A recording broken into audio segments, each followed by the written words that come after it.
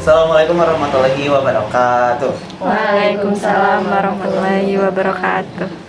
Saya Vicky Nurul Hakim sebagai mahasiswa dari Institut Seni Budaya Indonesia Bandung, prodi Tari Sunda semester 2, kelompok 2 pada mata kuliah Kebudayaan Sunda. Di sini saya akan mewawancarai narasumber kita, yaitu Teh Ida Jipo. Assalamualaikum. Bersama juga teman-teman saya di belakang layar, ada Herliani, ada Dita, dan juga Raisa. Enggak, Teteh, perkenalan dulu. Ya, nami abdi Ida Rosmiati SSN. Biasana dipanggil nama panggung Ida Jipo. Abdi lulusan di SIOP. Ya, Teh. Nah, jadi hari ini Vicky bakalan ngewawancarain Teteh soal ronggeng, karena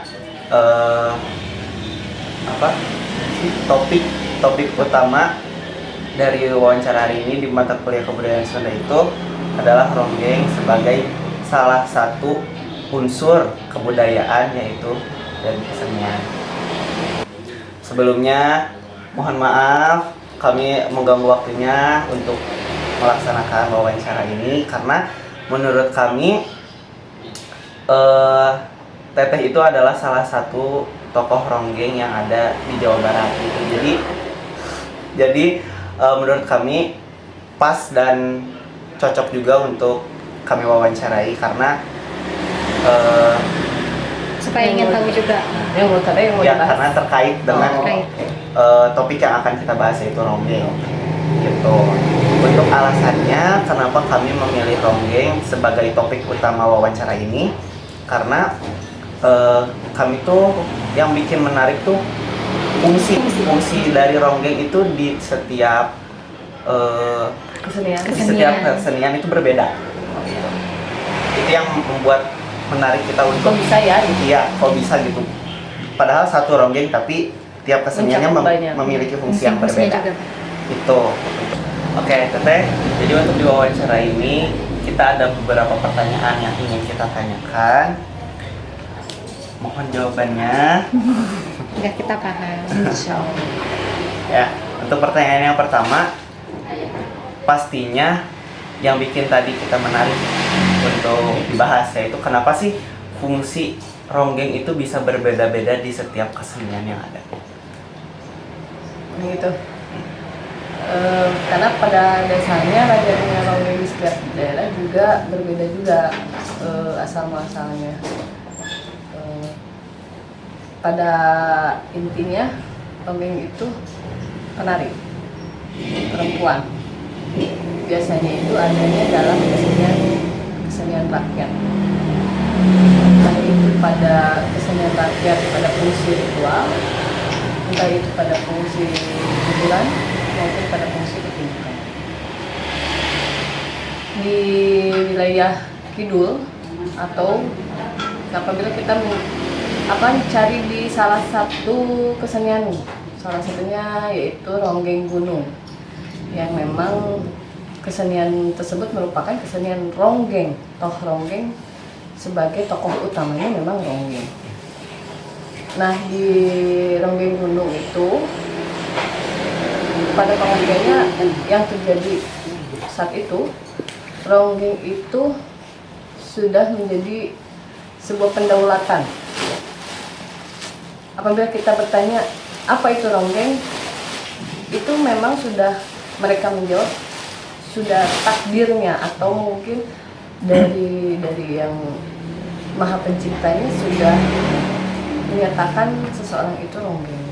Tetapi menurut mereka juga tidak semua penari ataupun mereka yang menjadi pelaku ronggeng gunung itu bisa disebut ronggeng. Karena ronggeng yang mereka maksud,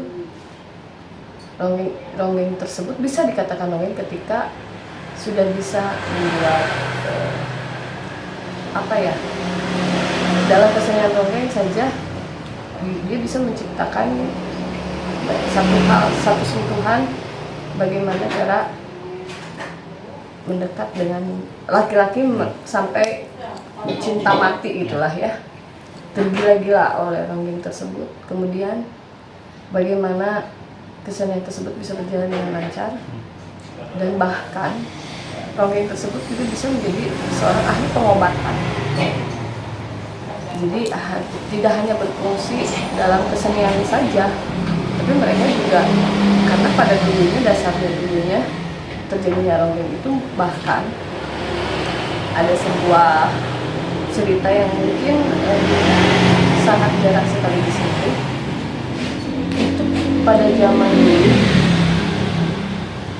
terjadinya lamun cek urang lah bahasa Sundana anu nyeratan. Pada zaman dulu kala belum ada apa yang biasa suka nyerat dokter ya.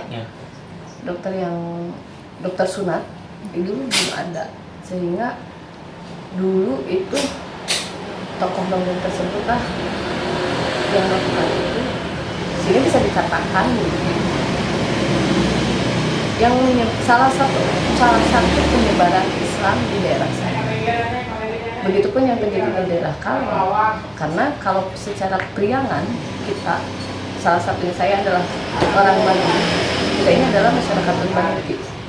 Kita masyarakat yang memang berbagai aspek ada di sini, perekonomian segala adanya di masyarakat urban. Untuk di pedesaan, di kedaerahan, ronggeng tersebut sangat melekat dengan banyak unsur spiritualnya, pertunjukannya maupun hiburannya. Karena itu memang ronggeng itu fungsinya pasti berbeda-beda. Apabila kita berbicara di kesenian Bajidoran, fungsi ronggeng tersebut mereka menyebutkan adalah sinden ibi.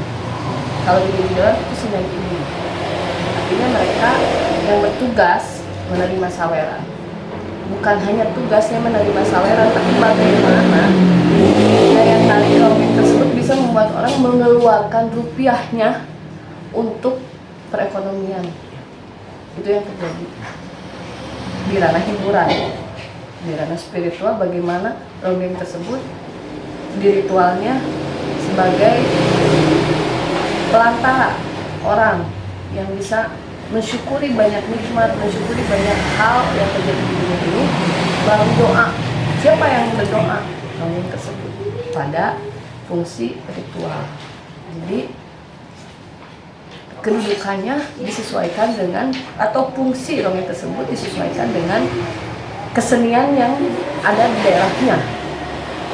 Pasti berbeda-beda ketika di ronggeng yang ada di kesenian Bangreng yang ada di Sumedang akan berbeda fungsi dengan ronggeng yang bertugas di Tarawangsa. Akan berbeda dengan di Kaler, Ngabumbang atau apapun itu pasti berbeda-beda, disesuaikan dengan tadi kesenian tersebut. Berarti dari segi penampilannya pun di setiap kesenian sangat pasti berbeda, karena fungsinya pun berbeda, akhirnya berbeda. Nah, seperti yang tadi dibahas sama Teteh, ronggeng itu turun dari yang di atas, kan ditetapkan sebagai ronggeng yang turun di atas. Nah, apakah ronggeng itu secara turun temurun satu darah atau tidak? Misalkan ada nih satu penari yang tadi ronggeng itu terus punya turunan, apakah itu Bisa turunan dia bisa dikatakan ronggeng juga atau tidak? Hal yang paling menarik buat saya pribadi ketika kedudukan ronggeng yang tadi disebut dari Allah ya, ini dari yang Maha itu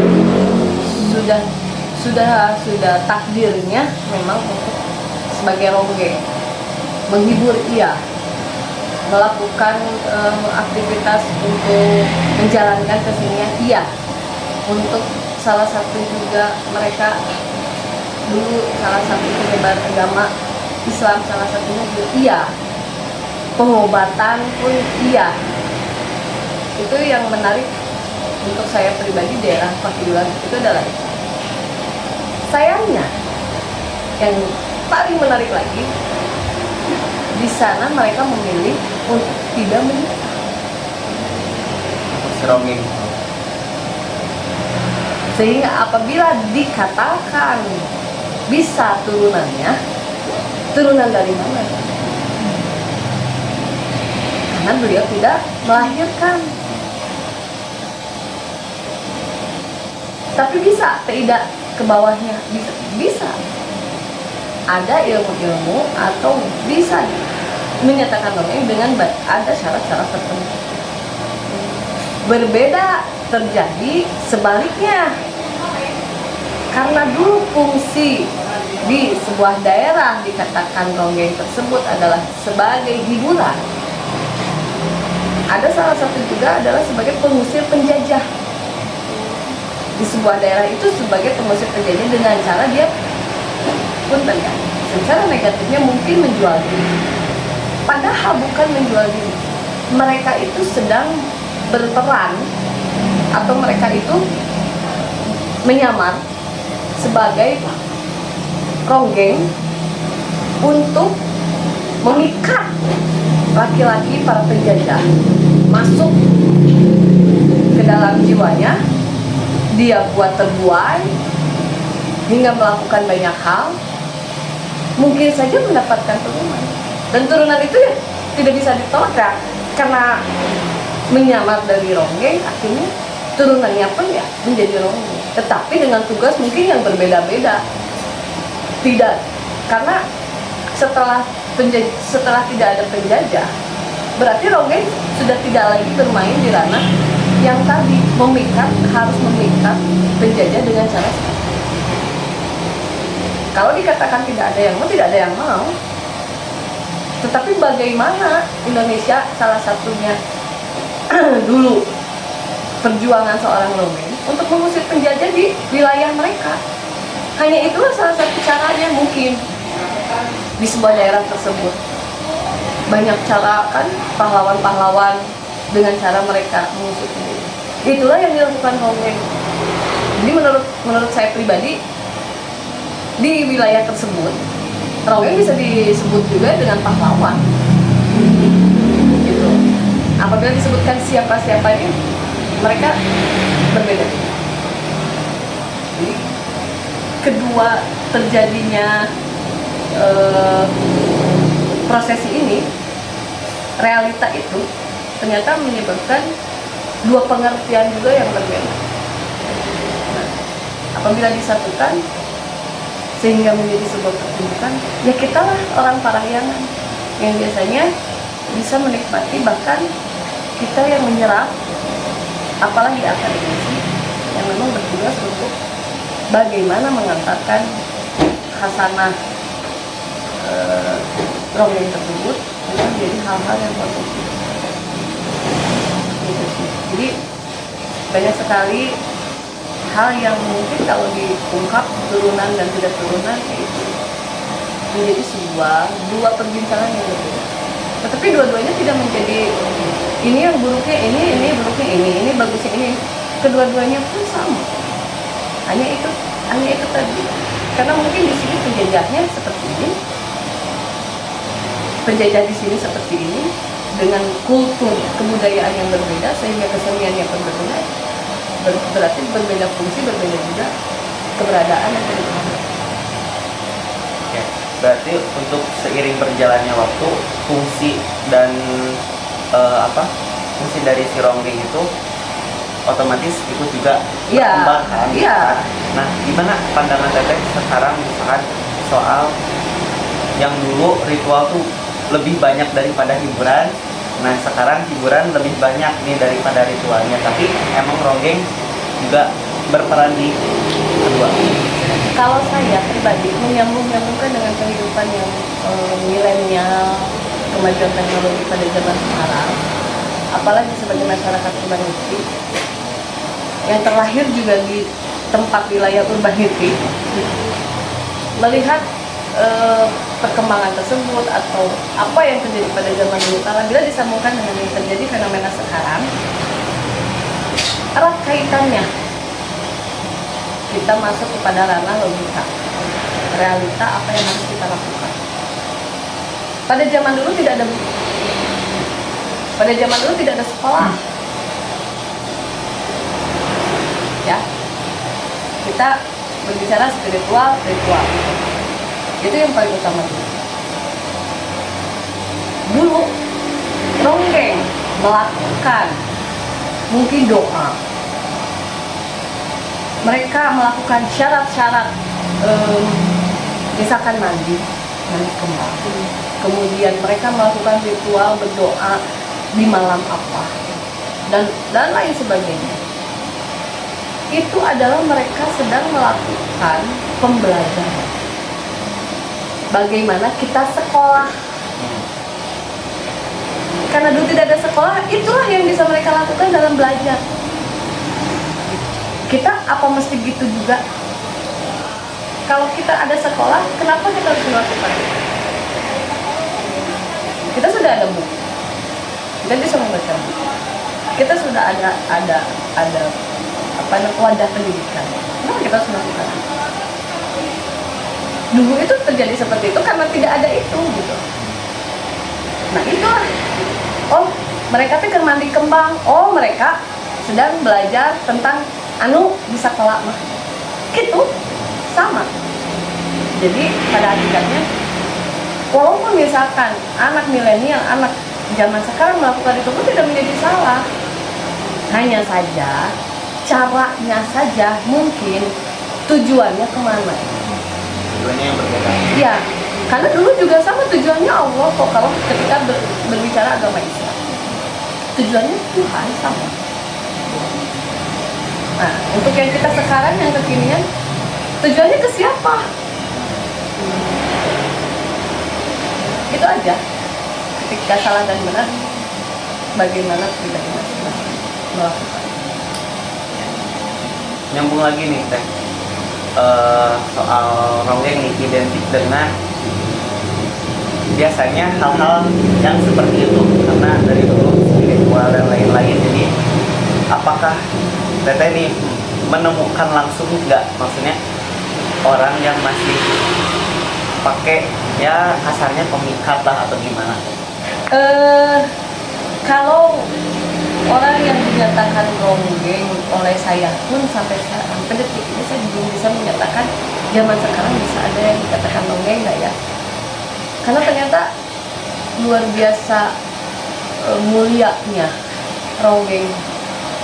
Ketika kita berbicara mereka mempertaruhkan hidupnya, nyawanya, harga dirinya hanya untuk kesejahteraan warga. Mereka melakukan tidak memilih, tidak menikah untuk wilayah tertentu hanya untuk kesejahteraan wilayah atau kesejahteraan masyarakat. Zaman sekarang maybe mungkin berbalik kepada pertunjukan, disangkut pautkan dengan pertunjukan. Ada tidak penari yang bisa sampai memikat?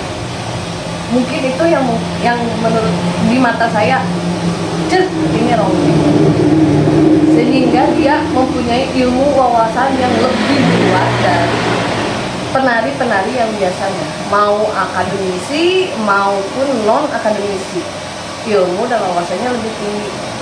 Itu menurut saya bisa dikatakan ronggeng. Kalau dikatakan ada nggak ya zaman sekarang, itu dia. Saya pribadi pun gitu belum menemukan, dan saya sedang mempelajari apa yang bisa saya lakukan sebagai akademisi untuk menjalani atau amanah yang diemban saya selaku penari perempuan yang tetap menjaga nama baik Ronggeng hingga tidak ada lagi yang tadi hal-hal negatif di kalangan, apalagi di kalangan kalian sebagai pelaku tari seni tradisi. Iya dan tidaknya balik dari kumaha dilakukan anak niatna terjadinya banyak pikiran negatif orang-orang. Saya tidak menutup kemungkinan karena pelakunya zaman sekarang banyak yang mensalahartikan. Bener nggak? Setuju nggak? Setuju. Tong jauh-jauh lah dibagi dorang fungsinya jangan naon misalnya jangan lima saweran hunkul. Bagaimana cara kita memikat orang untuk bisa nyawer ke orang, tuntungnya naon habis dari situ yang terjadi setelahnya oknum-oknum tertentu menjadi simpanannya. Ada hubungan lainnya. Mungkin 1-2 orang oknum yang melakukan itu sehingga kami yang sedang menjalankan tugas itu menjadi terseret. Sayangnya dari 100%, 70% itu nanti kita yang minoritas menjadi ikut terbawa pengertian. Disebut kita, salah satunya saya, ya mungkin saya pribadi memang tidak dugi kaki itu. Dari dulu saya menari bagaimana. Kalaupun niat, pendidikan niat sangat mudah. Itu kudu sekolah dengan jual diri. Sayangnya lagi, maaf. Dari 70% itu mungkin ada beberapa segelintir persen oknum-oknum tersebut adalah para akademisi. Cik aku mata cing dugi heula kanu otak gitu teh naon fungsina naon sehingga ketika kita melakukan profesi tersebut kita bisa membawa hal-hal positifnya gitu, jangan yang negatifnya. Ini mah sekalian titip pesan aja ya melalui pembelajaran ini. Terima kasih. Oke. Terus selanjutnya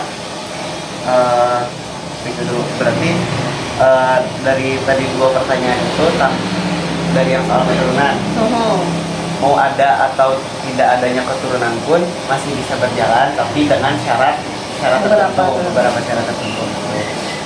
Oke, pertanyaan selanjutnya, apa sih ciri khas dari Ronggeng? Perempuan. Ya. Iya, nggak benar tapi nggak salah gitu. Iya. Iya. Perempuan selain itu. Penari. Nggak maksudnya dari segi apanya kayak gitu kayak. Iya, saat apa yang kamu tanyain dari segi apa? Ya, Dan barusan cuma itu Iya, pertanyaan. apa? Ya segitu. Nah, Fashionable, dari fashion misalkan, Ya, gitu. penampilan lah ya. Dari penampilan, itu aku. Ya kan.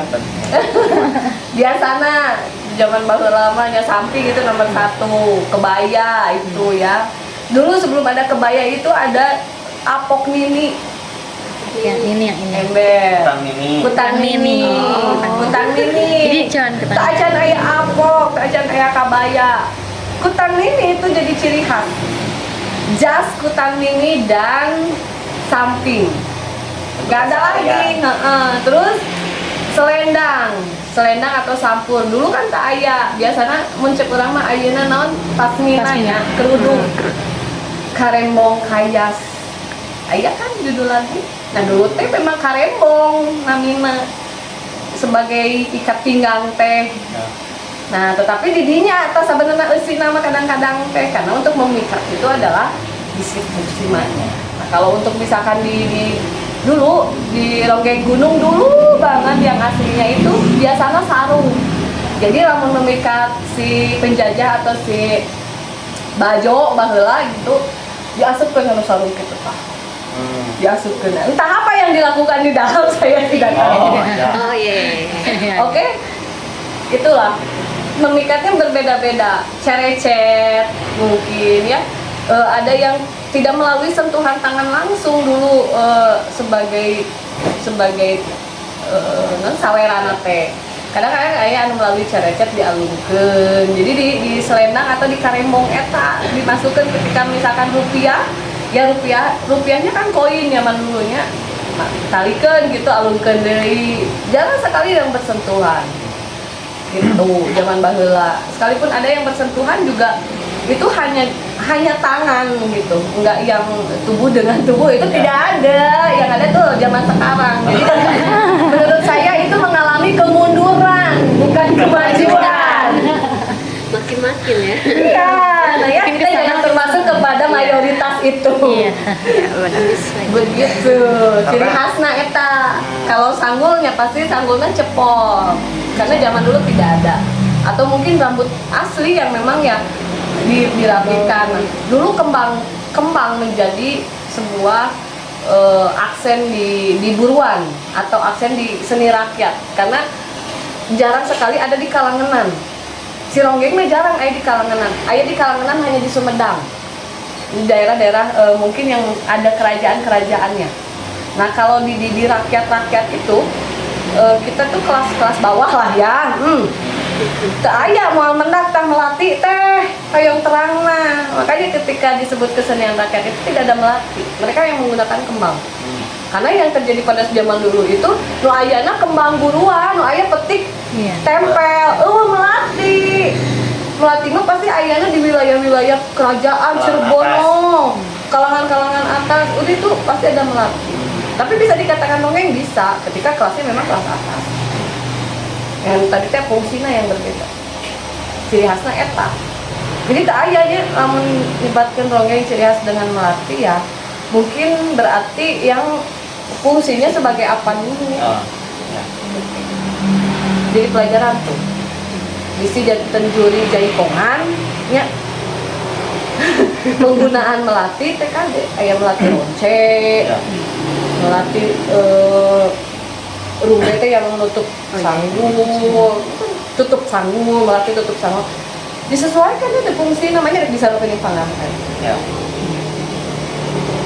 Menang deh. Jadi kumaha? Ya, itu pelajaran penting loh. Karena kayak yang kita pelajari juga ya, nggak hanya gerakan gitu yang ada maknanya, tapi dari semua juga mengandung filosofi dan simbol. Iya, dari simbol. semua aksesorisnya pun seperti itu. Ya, matakan kan. Oke, ada lagi Pak? Tapi melati bonduma itu bisa jadi karena rangkaiannya bukan hanya melati, mungkin itu tuh bisa kayak melati tapi bukan jeningan yang putih Bondu itu yang melati bondu itu. Makanya salah satu ras jati, salah satu tarian yang diciptakan oleh para dosen saya itu pasti punya makna tertentu si melati ronce. Kenapa harus pakai kenapa yang melati roncenya aja, kenapa melati ronce?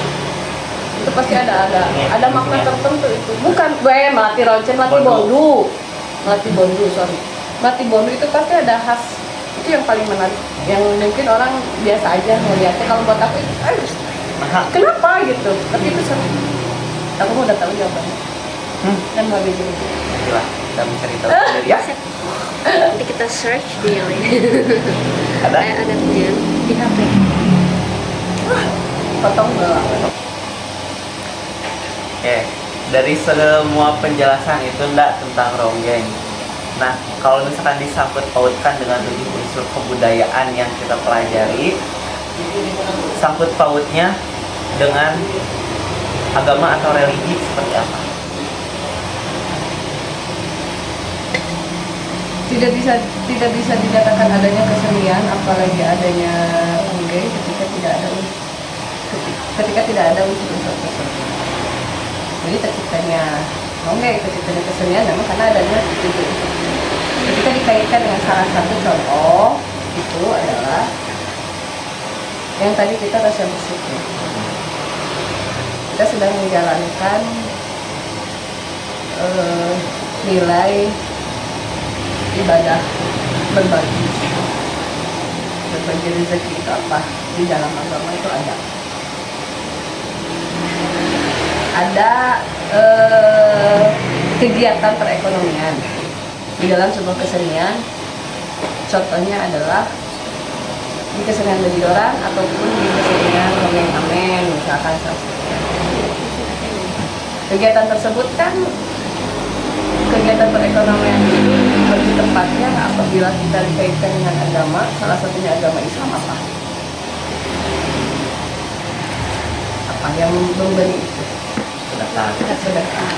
Mungkin itu bisa dikatakan beberapa orang sedang melakukan sedekah untuk para mereka pelaku penari yang sedang sangat membutuhkan, apalagi janda yang punya anak banyak. Seperti itulah ketika orang melakukan saweran itu betapa berharganya. Berarti kan itu sudah sangat pahalanya besar untuk para penyawernya. Itu salah satu kegiatan agama menurut aku. Bagaimana orang bisa bersedekah di situ. Kemarin yang tadi saya cerita di belakang aja, bagaimana kami para rohani berpuasa. Ketika kita melihat bagaimana realita di lapangan menghadapi para laki-laki lawan jenis kita yang memang secara kekayaan luar biasa untuk kita miliki. Apabila kita tidak punya rasa menahan, puasa emosi, puasa diri, puasa hati, yaitu yang tadi kita bisa melakukan hal-hal yang di luar keinginan atau di luar aturan bahkan, sehingga bisa dikatakan yang tadi itu tanda kutip tadi hal-hal negatif dilihat dari sebelah mata. Tapi ketika melakukan puasa itu kan berhubungan dengan agama. Ada juga sebuah kesenian bagaimana ada hal-hal di setiap kesenian ini itu, salah satunya itu penggunaan lagu kembang gadung atau kidung. Nah, di agama Islam diajarkan bagaimana kita memulai segala kegiatan itu dengan Bismillah. Itulah yang kami lakukan di dalam kesenian pertunjukan, misalkan kesenian jaipongan, bejidoran, apapun itu yang menggunakan kembang gadung atau kidung.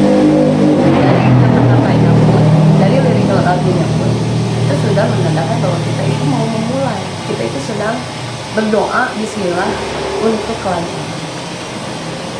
Berkaitan, menurut saya berkaitan. Kembali kepada zaman yang terjadi di Subang, ada hasil observasi saya bagaimana datangnya suara rebab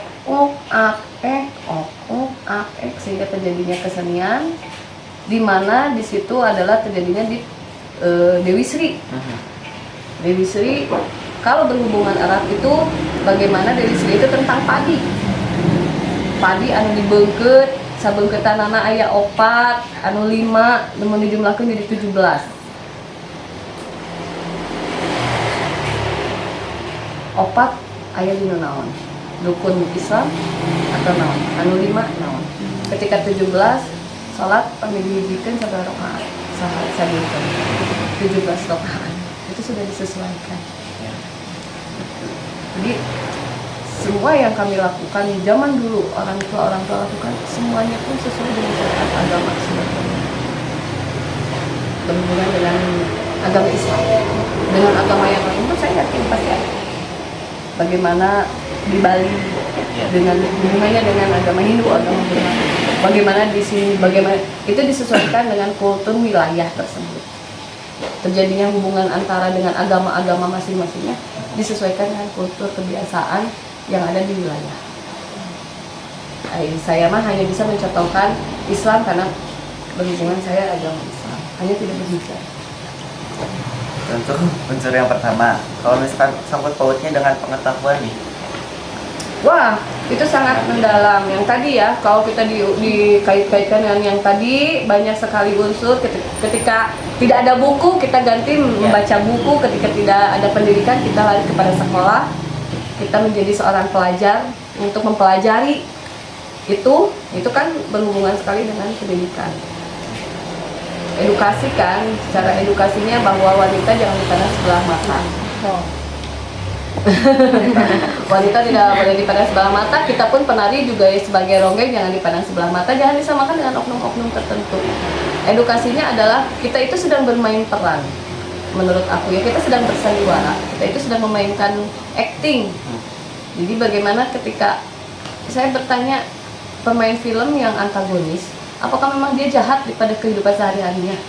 Saya yakin tidak. Begitupun para ronggeng, mereka mungkin dengan baju terbuka, mereka mungkin dengan wajah yang sedikit